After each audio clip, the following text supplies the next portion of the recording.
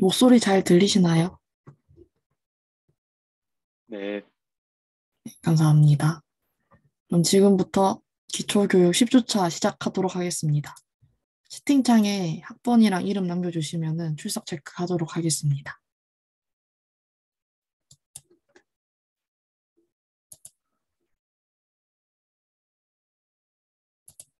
네. 이번 주가 마지막인데요. 이번 주에는 연결 리스트랑 메이크 파일에 대해서 알려드리려고 합니다. 그래서 연결 리스트가 저희 코딩 도장에도 나왔는데 위키피디아를 보면은 이제 메모리의 물리적 배치로 연결되어 있는 게 아니라 각각의 요소에 대해서 다음 위치를 통해 연결되어 있다라고 되어 있는데요. 이거는 코딩 도장을 통해서도 여러분이 배웠을 내용일 겁니다. 그래서 왜 사용하는가에 대해서 조금 더 자세하게 알아보자면 아까 그 정의에서도 말씀드렸다시피 물리적으로 연결되어 있는 게 아니라 논리적으로 연결이 되어 있기 때문에 보통 매우 큰 크기의 리스트를 생성해야 될 때 저장 공간을 조금 더 효율적으로 사용할 수 있다고 할 수 있습니다. 그래서 일반적인 배열 같은 경우에는 그 범위만큼 딱 비어있는 공간이 필요한데 연결 리스트 같은 경우에는 메모리 중간중간에 비어있는 부분에 연결 리스트를 생성하고 그 위치만 알려주면 되기 때문에 효율적으로 사용할 수 있다 할 수 있습니다. 두 번째가 삽입 및 삭제에 용이하다는 건데요. 일반 배열에서는 요소를 중간에 삽입하거나 삭제하려면은 이제 만약에 이 2번과 3번 사이에 2번과 3번 사이에 이제 요소를 추가하려고 하면은 3번, 4번을 뒤로 민 다음에 이 중간에 3번의 위치에다가 저희가 삽입하려고 하는 데이터를 집어 넣어야 됩니다. 그리고 만약에 이 3번을 없애려고 하면은 3번을 없애고 4번을 3번 위치에 당겨야 됩니다. 만약에 이 뒤에 무수히 많은 데이터가 있다면 그 데이터를 하나하나 다 일일이 앞으로 옮겨야 되겠죠.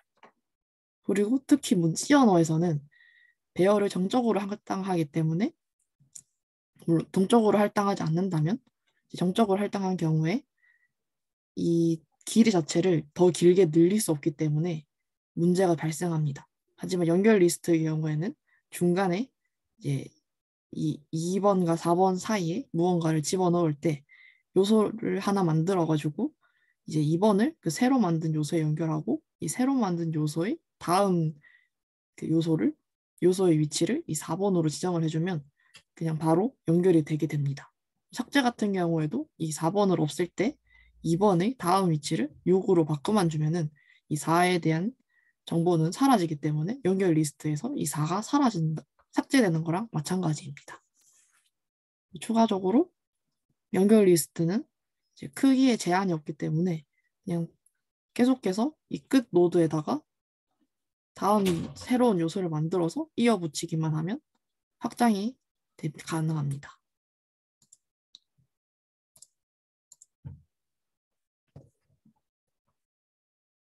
이제 연결 리스트가 코딩 도장에서는 단방향 연결 리스트에 대해서만 알려줬는데 보시는 것처럼 그냥 단순한 구조이고 단방향 연결 리스트를 원형처럼 연결시킨 이 구조가 원형 단방향 연결 리스트입니다. 그래서 이 마지막 노드가 첫 번째 노드를 가리키게 되면은 이제 원형 단방향 연결 리스트인 거고 이 마지막 노드가 너를 가리키게 되면은 그게 단방향 연결 리스트가 됩니다. 그리고 양방향 연결 리스트도 있는데요. 이 양방향 연결 리스트는 이제 앞에서는 이제 한쪽으로만 다음 노드에 대한 정보들만 기록을 하고 있는데 이제 양방향 연결 리스트에서는 이전에 대한 노드의 위치도 기록을 하기 때문에 이 역방향으로의 이동도 수월하게 이루어질 수 있습니다. 그리고 이거를 마찬가지로 맨 마지막 요소가 앞에 맨 처음 요소를 가리키고 있는 게 원형 양방향 연결 리스트입니다. 이와 관련해서 뭐 단방향 연결 리스트에서 리버스, 그러니까 연결 리스트의 순서를 아예 뒤바꾸는 거랑 이제 중복 제거를 할 수 있는 함수를 이제 제가 소프트웨어학과 복수 전공을 하고 있는데 거기 과제로 나온 것들이 있어서 그 코드들을 올려놨고요.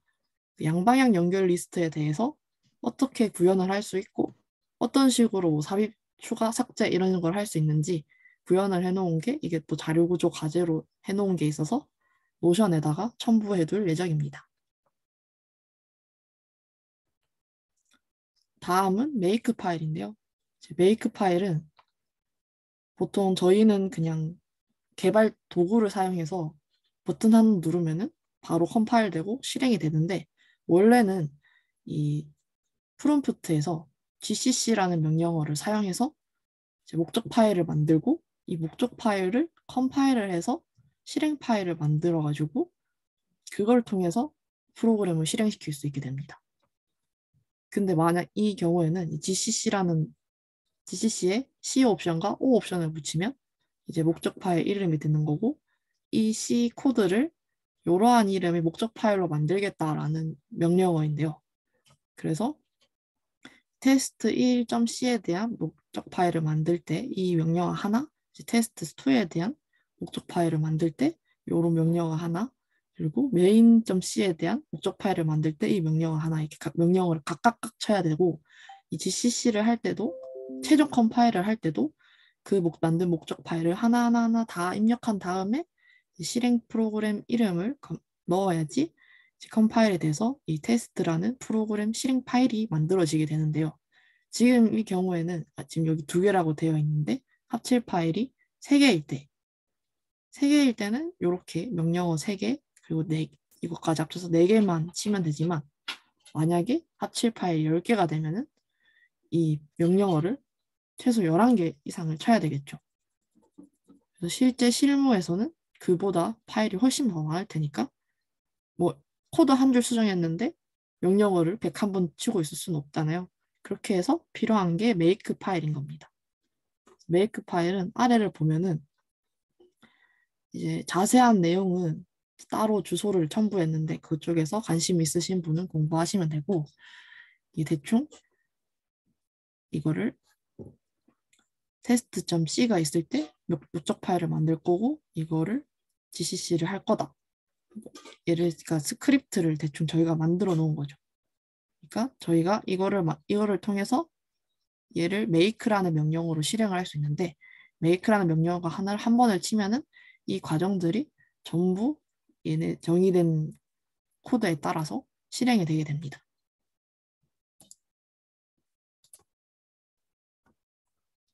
네. 그래서 명령어 여러 번 칠 필요 없이 그냥 코드 한 줄 수정했을 때 make 딱 한 번 치면은 프로그램이 만들어지고 그 프로그램을 바로 실행해 볼 수 있도록 할 수 있는 게 make 파일이고 그 make 파일의 장점인 것입니다.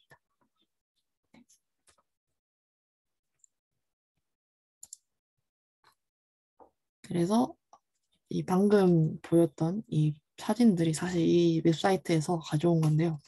저도 이 메이크 파일 자체가 이런 식으로 좀 복잡하게 어떻게 보면 복잡하게 작성을 해야 되기 때문에 이거를 좀 더 간편하게 작성할 수 있는 방법도 있고 정교 표준식을 사용해서 얘네들 같은 경우에도 그냥 한 줄에 쫙 쓸 수 있고 하는 경우들이 많기 때문에 그런 거는 인터넷을 보고 저도 작성하는 편이라서 이 링크들을 보시고 공부를 추가적으로 하시면 될 것 같습니다. 쌍으로 교육을 마칠 건데 그 전에 저희가 마지막으로 공지가 하나 있을 예정입니다. 그래서 오늘 이 기초반 교육은 종강이 되었고요. 이제 코딩 도장 과제를 마감하는 거는 다음 주 화요일 14일이 되고요. 이제 28일 날 저희 이 기초반 교육에 대한 수료 시험을 치룰 예정입니다. 그래서 과제 마감은 이제 6월 14일 오후 11시 59분까지 이 메일 주소로 코딩 도장의 강의 진척도를 캡처해서 전송해 주시면 되고 이 자세한 내용은 이상의 인스타를 참고해 주시면 됩니다. 수료 시험은 6월 28일에 오후 7시에 온라인을 통해서 구글 폼을 통해서 치러질 예정인데요. 그래서 그간 학습한 내용을 이제 위주로 수료 시험을 진행할 예정인데 너무 부담 갖지 마시고 대충 보면은 알 수 있겠다 싶은 내용들로만 쉽게 낼 예정이니까 수료 시험 준비도 잘 해주시면 될 것 같습니다. 그리고 이 수료 시험이랑 과제 마감, 과제 제출물에 대한 이 결과는 나중에 프로젝트반이나 CTF반 선발할 때 유리하게 작용될 수도 있다는 점을 알려드립니다. 네, 그럼 그동안 수고 많으셨습니다. 감사합니다. 혹시 질문 있으신가요?